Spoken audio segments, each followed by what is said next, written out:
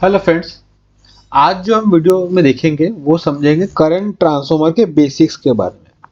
हमने बहुत सारे करंट ट्रांसफार्मर का साइजिंग के वीडियो बनाए मैंने, पर इसके बाद बहुत बार सवाल उठते हैं कि करंट ट्रांसफार्मर बेसिक का कैसे वर्किंग करता है। बेसिक का मतलब उसका अंदर की प्रॉपर्टी जानना नहीं है, आपको रियल लाइफ में, आपको इंडस्ट्रियल में कैसा उसको इंटरप्रेट करना, सीटी कहाँ पे लगी है, कैसा उसको इस्तेमाल करना, कैसा उसके थ्रू मीटरिंग या पोटेंशियल सिस्टम को एनहांस करना या ठीक करना, उसके लिए बेसिकली सिटी रहती है। तो हमने डिजाइनिंग तो समझ लिया, पर इसको वर्किंग प्रिंसिपल शायद समझा नहीं यार लोगों को, या वर्किंग को वर्किंग समझता है पर एक्चुअली जब वो फीडर के सामने रहते हैं तो कैसे कैलकुलेशन करना, क्या इसका मतलब होता है, कैसा इसके थ्रू सेटिंग रखना, ये हम थोड़ा समझेंगे थोड़ा, ठीक है।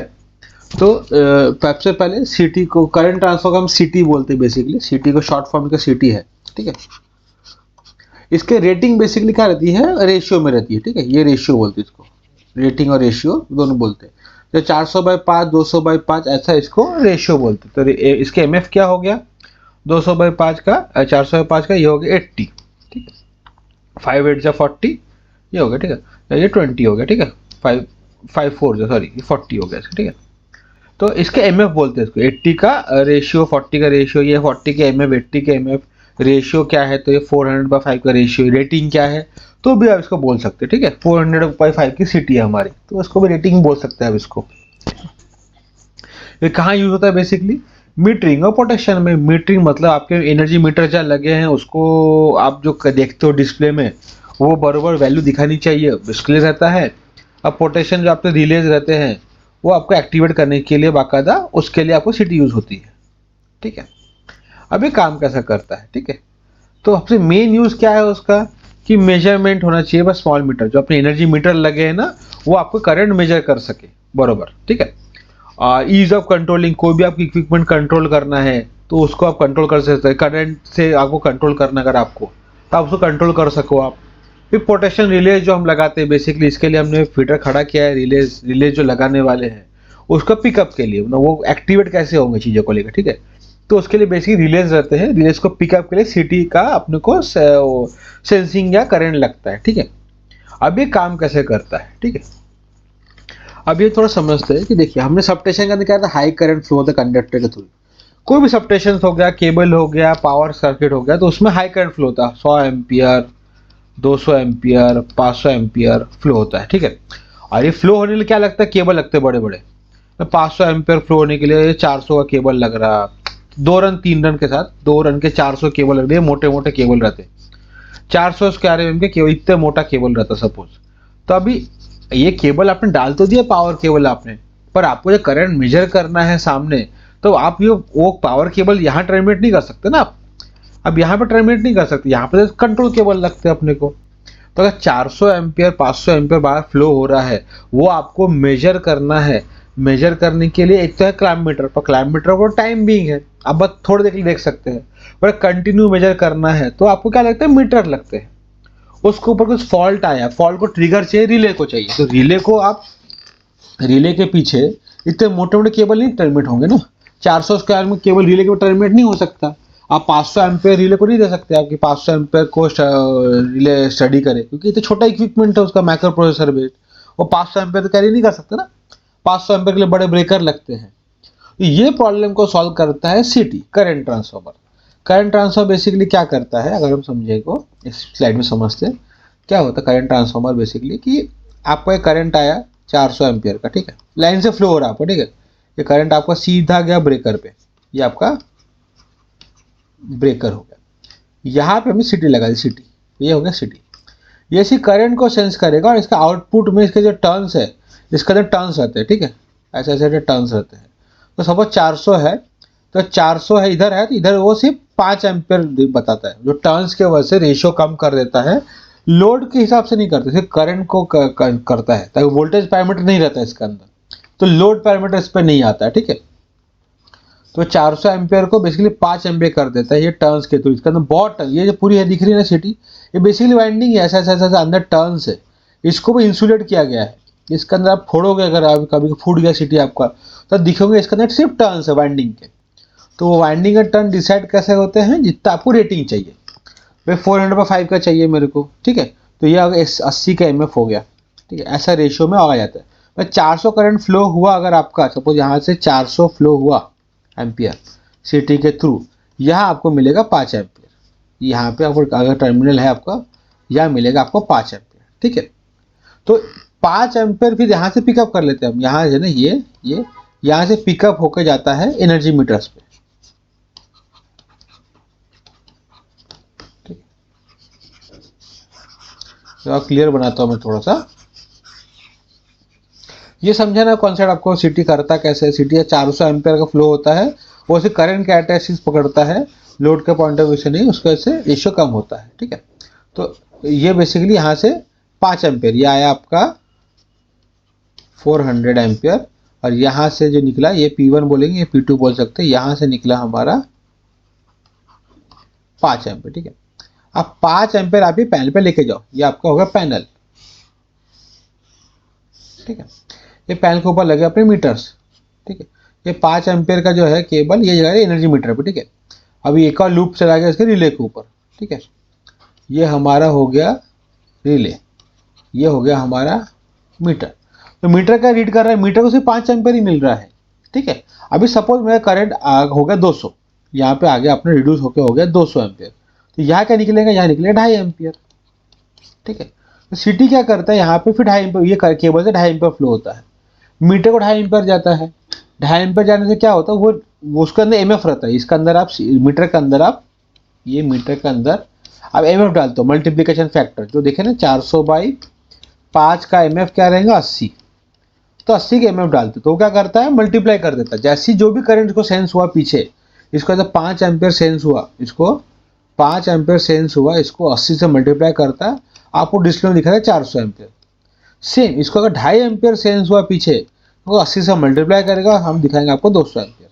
ठीक है, ये एमएफ का खेल बहुत इंपॉर्टेंट हो जाता है। ये अगर एमएफ गलत सिलेक्ट हो गया अगर आपका, और आपने 40 रख दिया और एक्चुअल एमएफ 80 का है, तो आपका बहुत डिस्टर्बेड दिखता है, आपको समझ में नहीं आता है कि करंट ऐसा क्यों बिहेव कर रहा है, कंजम्पशन बराबर नहीं आ रहे हमारे। ठीक है, तो ये एमएफ का खेल बहुत ज़्यादा रहता है। इसके अंदर रहता है कनेक्टेड सीटीआर, टोटल सीटीआर। तो कनेक्टेड सीटीआर में कैसा रहता है कि 400, 200, 5, ठीक है, या 5 एम्पियर समझ लो। तो सीटी में 2 रेशियो अपने पास, 400 की भी है, 200 की भी है। पर आप कनेक्ट किस में करते हो, ये रिले को आपने क्या कमांड दिया कि भाई 400 रीड करना है, ये एमएफ क्या सेट किया आपने, वो होता है कनेक्टेड सीटीआर। मतलब आपने किस पे उसको सिलेक्ट किया सिटी को, आपको 200/5 चाहिए, 400/5 चाहिए, इससे सिलेक्शन मिलता है आपको, इसलिए उसको कनेक्टेड सीटीआर बोलते हैं। कनेक्टेड सीटीआर मतलब जो आपने सिलेक्ट किया है कनेक्शन। ठीक है, तो उस हिसाब से एमएफ चेंज हो जाता है। सबसे गड़बड़ यहीं पे होती है, यहाँ पे होगा 80 का एमएफ, या हो गया अपना 40 का एमएफ। ठीक है, तो गलती से 40 का एमएफ सेट कर दिया और 80 का एक्चुअल है फिनोमिना, असली 80 का है, यानी कनेक्टेड 40 के ऊपर 400 के ऊपर है, आपने समझे 200 के ऊपर कनेक्टेड है, तो आपने सेटिंग बराबर नहीं रखी, तो उसका ना बहुत चीज़ें बिगड़ जाती है। ठीक है, मीटर आपको भलते करंट बताएगा। ठीक है, अभी देखते हैं कि इस चक्कर रिले कैसे काम करता है। सेम 2.5 एम्पियर रिले को भी जाता है। ठीक है,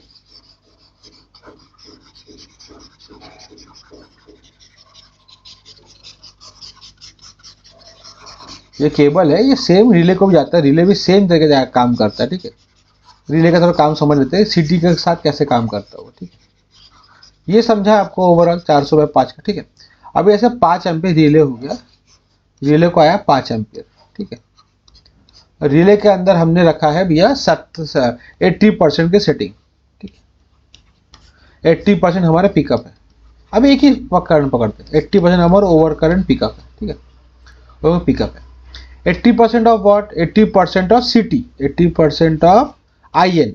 बेसिकली हम जो सेट करते हैं चीज़ों को लेकर। ठीक है, इसके लिए आयन का मतलब क्या हुआ, नॉर्मल करंट। नॉर्मल करंट मतलब सिटी का जो आपने रेशियो रखे होंगे वही पकड़ेगा। ठीक है, उसके लिए क्या पकड़ेगा, ये सीटी का पकड़ेगा। ठीक है, उसके लिए क्या हो गया, आईएन 400 हो गया। ठीक है, पर आपका 400 हो गया तो आपने 80% रखे, तो मतलब क्या है 80% ऑफ 400, 80/100 ऑफ 400। ठीक है, तो 320। ठीक है, तो 320 एम्पेयर पे पिकअप होगा रिले। ठीक है, अब 320 एम्पेयर इसका हो गया, पर आपने क्या चाहिए 300, 320 एम्पेयर आपको लग रहा है 320 एम्पेयर होना चाहिए ट्रिप। ठीक है, 80% ट्रिप होना चाहिए। तो सेम सेटिंग आपको उस पर करनी है, पर वो पकड़ेगा 5 एम्पियर के थ्रू। इसका 80% करेगा, 80% ऑफ 5 एम्पियर, जो रेशियो जो वैल्यू आएगी 3.2 जब सेंस होगा तभी समझेगा इसको ये वैल्यू आई है 80%। ये 3.2 नहीं आएगा, कैलकुलेट कर लेते हैं हम, ठीक है, 4 एम्पियर, ठीक है।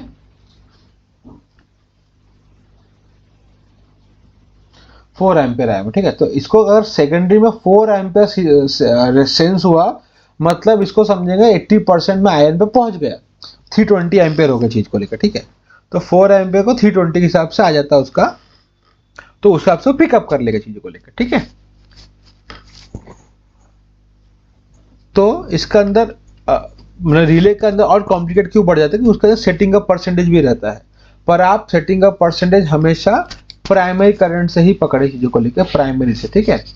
और सेकेंडरी के हिसाब से कैलकुलेशन ना करें आप, क्योंकि सेकेंडरी हिसाब से कैलकुलेशन करेंगे तो बहुत कॉम्प्लेक्स हो जाता। आप सब कुछ प्राइमरी हिसाब से करो। आप इतना चेक करना चाहिए आपने कि जो सीटी आपकी लगी है, जिस आपने करंट सेटिंग रखा है, वही सेटिंग आपने रिले में डाले है कि नहीं डाले हैं। रिले के अंदर आपने सिलेक्शन बराबर रखना चाहिए, 400/5 का सिलेक्शन बराबर रखना चाहिए। वो अगर आपने बराबर रखे तो आपको ये हिसाब से चलना पड़ेगा, ठीक है। वो बैकएंड में जब चेक करने जाओगे रिले के पीछे, तब आपको 5 एम्पियर, 2.5 एम्पियर, 4 एम्पियर देखने को मिलेगा। आपको टोंग टेस्टर से अगर रिले के पीछे चेक करोगे कि इतना करंट जा रहा है एक्चुअली, तो आपको दिखाएंगे 4 एम्पियर। पर आपके चेहरे के सामने रिले के बॉडी पे जो दिखाएगा मीटर के ऊपर, वो दिखाएगा 320 एम्पियर, 400 एम्पियर जो आपको फ्लो हो रहा है एक्चुअली, ठीक है। या जो भी उस हिसाब से सेटिंग भी आपको कर सकते हो। तो सीटी का बेसिकली ये मतलब रहता है करंट ट्रांसफॉर्मर का, कि आपको करंट उसको शॉर्ट में लाके देता है आपको आपके पास, और आप उससे मेजरमेंट, प्रोटेक्शन चीजें इस्तेमाल, डिवाइसेस इस्तेमाल कर सकते हैं।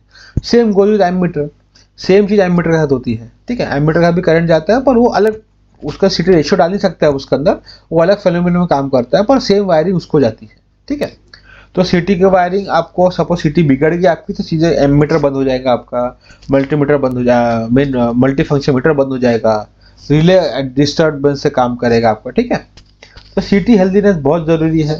तो सीटी का टेस्टिंग भी बहुत जरूरी है, नी पॉइंट वोल्टेज जैसे पोलैरिटी टेस्ट।